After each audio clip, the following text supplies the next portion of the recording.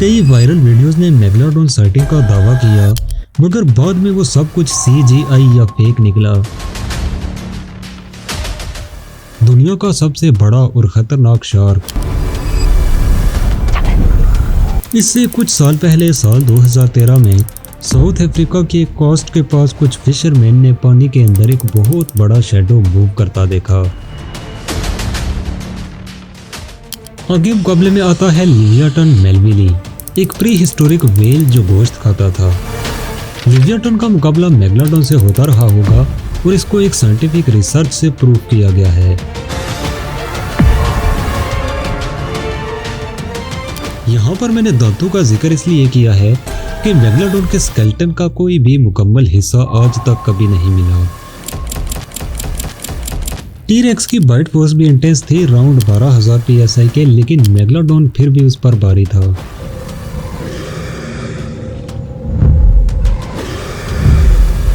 पांचवा और last evidence है absence of modern data. Planet earth का 80% ओशन अब तक अनएक्सप्लोर्ड है और इसी अनएक्सप्लोर्ड डार्कनेस में कुछ लोग मानते हैं कि मेगालोडॉन दुनिया का सबसे बड़ा और खतरनाक शार्क अब भी कहीं जिंदा हो सकता है। लेकिन क्या ये सच है या सिर्फ दिमाग का धोखा? आइए समझते हैं।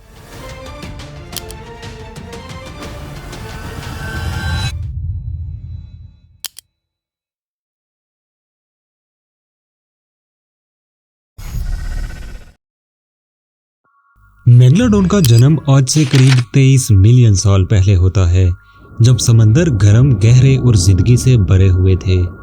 इसका असल साइंटिफिक नाम था ओथोडुस मेगालोडॉन। ये नाम ग्रीक लैंग्वेज से लिया गया है, जहां मेगा का मतलब है बड़ा और ओडन का मतलब है दांत, यानी बड़े दांत वाली मछली। ये शार्क एक पुराने और डेडली प्रेडेटर ग्रुप ओथोडुस ओब्लिकस से इवॉल्व हुआ, जो इयोसीन इरा में समंदर का दरिंदा रहा था, जो कि दिखने में कुछ ऐसा नजर आता था।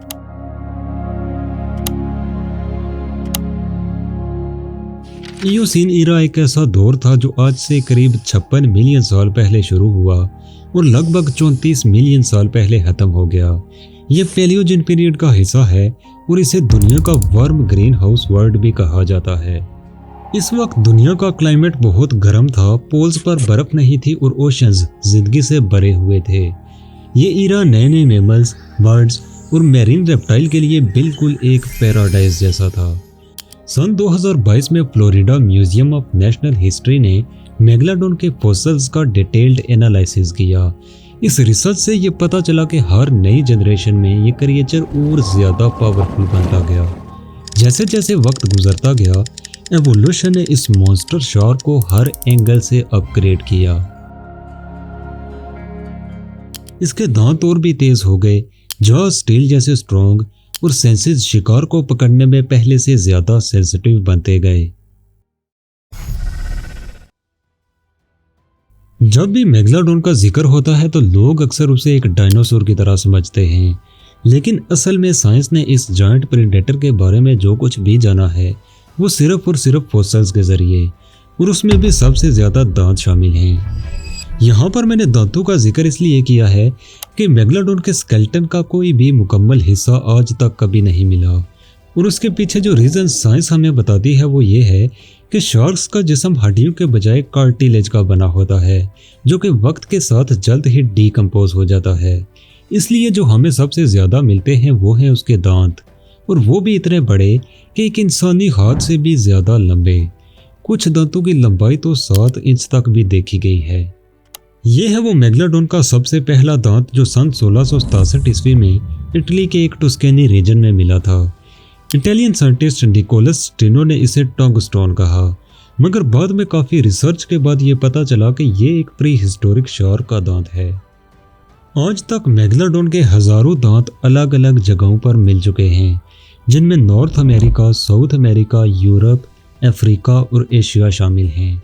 ये फॉसिलाइज्ड टीथ हमें बताते हैं कि ये क्रिएचर लाखों साल तक समंदर का बादशाह रही है।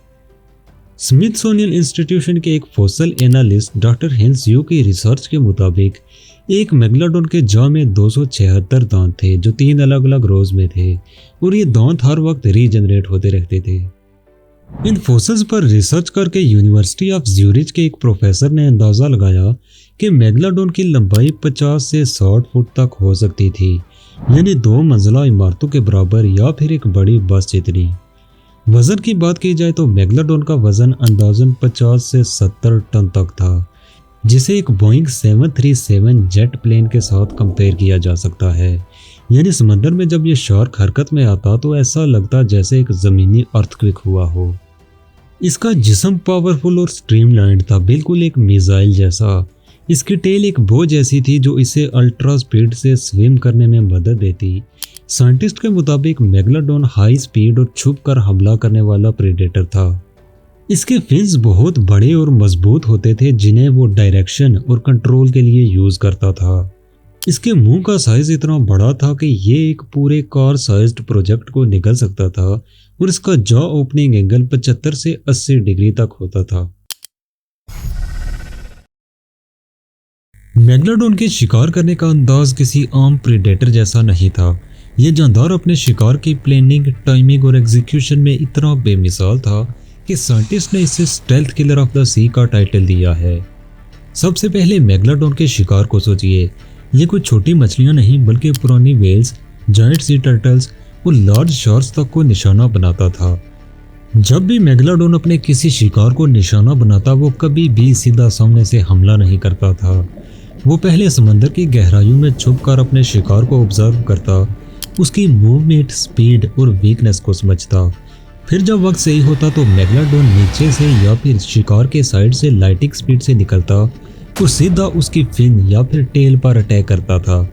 ये टेक्निक इसलिए इस्तेमाल करता था ताकि वो अपने शिकार को मोशनलेस कर दे। साल 2008 में फ्लोरिडा के पास पाए गए एक पुराने व्हेल के फॉसिल पर बहुत क्लियरली मेगलाडोन के बाइट मार्क्स मिले। इस फॉसिल का टेल सेक्शन बिल्कुल क्रैश हो चुका था।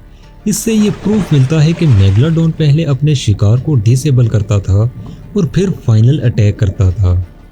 इसका बाइट फोर्स इतना इंटेंस था कि साइंटिस्ट ने एस्टिमेट किया कि ये 18,000 पाउंड्स पर स्क्वायर इंच तक का प्रेशर डाल सकता है। ये ताकत किसी भी जिंदा जानदार के बाइट फोर्स से ज़्यादा है। तो सोचिए, सिर्फ एक ही अटैक में पूरा बोन फ्रैक्चर मल्टीपल पीसेस में तोड़ सकता था। इस शार्क के खाने का तरीका भी बहुत एफिशिएंट था। ये सिर्फ गोश्त ही नहीं बल्कि हड्डियों और ऑर्गन्स तक को निकल लेता था। इसका डाइजेस्टिव सिस्टम इतना स्ट्रॉन्ग था कि ये कैल्शियम रिच बोन्स को इजीली डाइजेस्ट कर सकता था। यही वजह थी कि उसे बार बार नया शिकार भी नहीं ढूंढना पड़ता था। एक और हैरानकुन बात यह है कि मेगलाडोन अकेले भी शिकार कर लेता था, लेकिन कुछ साइंटिफिक स्टडीज ये बताती हैं कि कभी कभार ये ग्रुप हंटिंग भी करता था। यानी मल्टीपल मेगलाडोन एक साथ एक बड़े शिकार को पकड़कर उसे अलग अलग हिस्सों में डिवाइड कर लेते थे। इसके सेंसेस भी बिल्कुल एक हंटर जैसे ही थे। ये माइल्स दूर से ब्लड डिटेक्ट कर सकता था और इसका hearing system low frequency vibration पकड़ सकता था, जो अंडर वाटर शिकार की मूवमेंट का साइन होती हैं। आज भी साइंटिस्ट जब मेगलाडोन के बाइट फोर्स वाले फॉसिल को देखते हैं तो वो सिर्फ एक ही बात सोचते हैं कि ये क्रिएचर सिर्फ शिकार नहीं करता था बल्कि अपने शिकार को वेनिश कर देता था। दोस्तों, समंदर और ज़मीन की तारीख में कई मॉन्स्टर्स गुजर चुके हैं, लेकिन जब मेगलाडोन का जिक्र होता है तो सवाल उठता है कि क्या कोई और क्रिएचर भी था जो इसके बराबर आ सकता था। सबसे पहले बात करते हैं आज के ग्रेट व्हाइट शार्क की, जिसे अक्सर लोग मेगलाडोन का पूर्वज भी मानते हैं।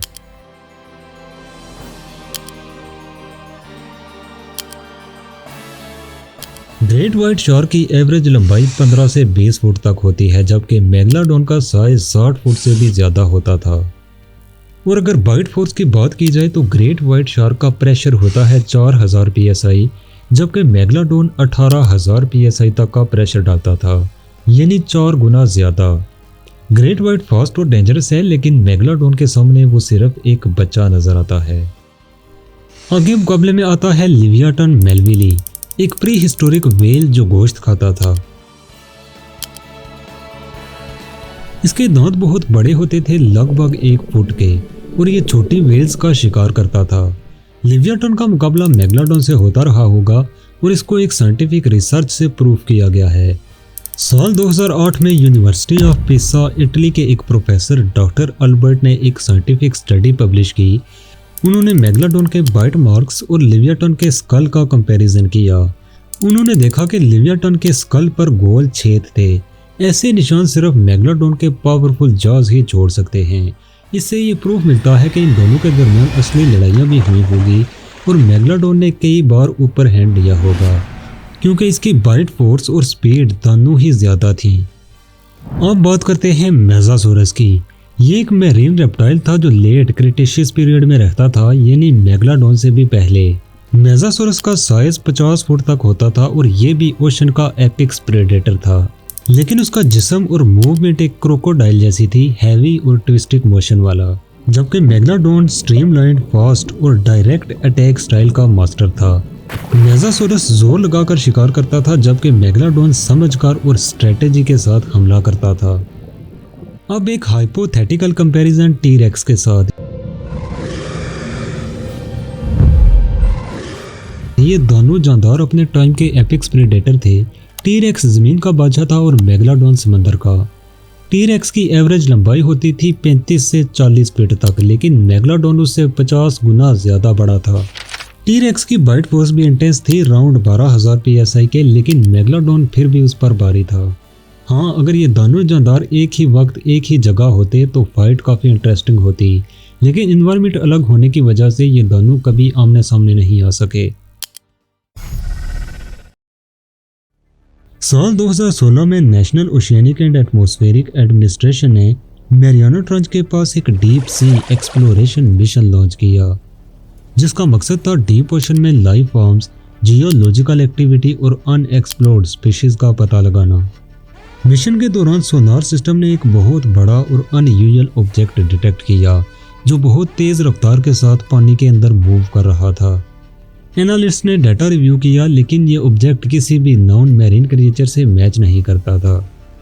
रिपोर्ट के मुताबिक ऑब्जेक्ट का एस्टिमेटेड लेंथ 60 फीट था, लेकिन डेप्थ इतनी ज़्यादा थी और विजिबिलिटी इतनी कम कि ना कोई फुटेज मिली और ना ही कोई इमेज।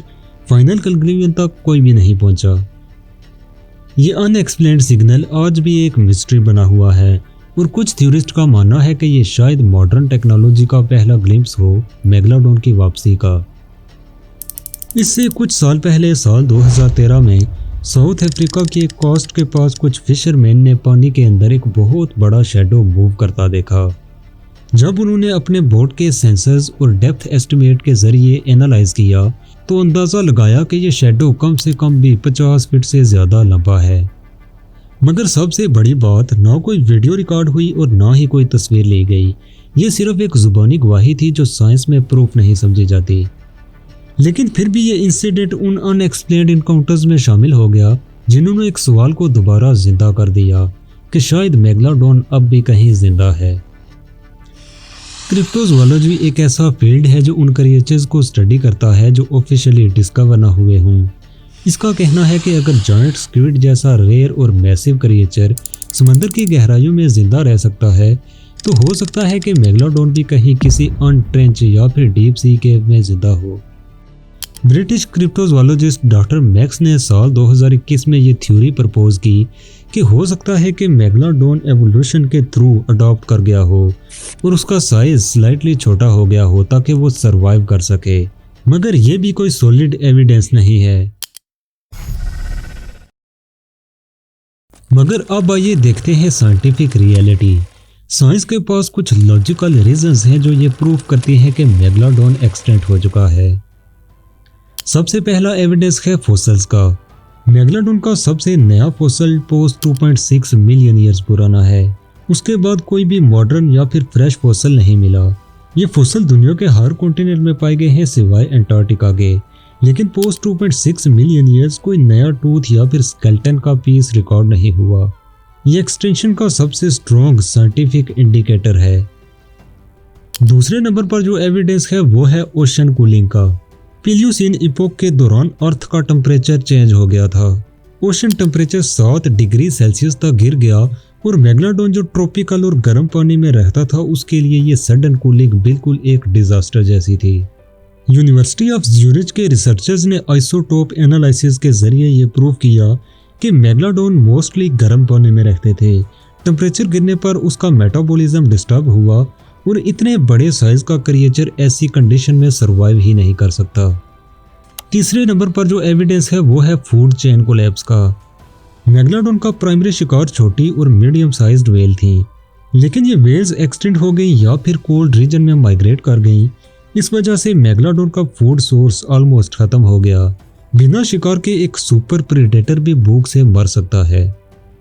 चौथे नंबर पर जो एविडेंस है वो है स्लो रिप्रोडक्शन। साइंटिस्ट का कहना यह भी है कि मेगलाडोन का रिप्रोडक्शन साइकिल बहुत स्लो था। उनके बच्चे कम पैदा होते थे और उनका सर्वाइवल रेट भी लो था। जब इन्वायरमेंट रैपिडली चेंज हो रहा हो तो स्लो ब्रीड इस ट्रैप में फंस जाते हैं और एक्सटेंट हो जाते हैं। पांचवा और लास्ट एविडेंस है अब्सेंस ऑफ मॉडर्न डाटा। अगर मेगलाडोन अब भी जिंदा होता तो उसके दांत या फिर स्केलेटन हमें डीप सी फ्लोर पर मिलते। व्हेल्स या शार्क की बॉडीज पर उसके अटैक मार्क्स होते। सोनार और सबमरीन डाटा में उसके कॉन्स्टेंटली सिग्नल रिकॉर्ड होते, मगर अब तक ऐसा कुछ भी नहीं मिला। डिस्कवरी चैनल और यूट्यूब पर इस टॉपिक पर कई डॉक्यूमेंट्रीज बनी हैं। कई वायरल वीडियोस ने मेगलाडोन साइटिंग का दावा किया, मगर बाद में वो सब कुछ CGI या फेक निकला।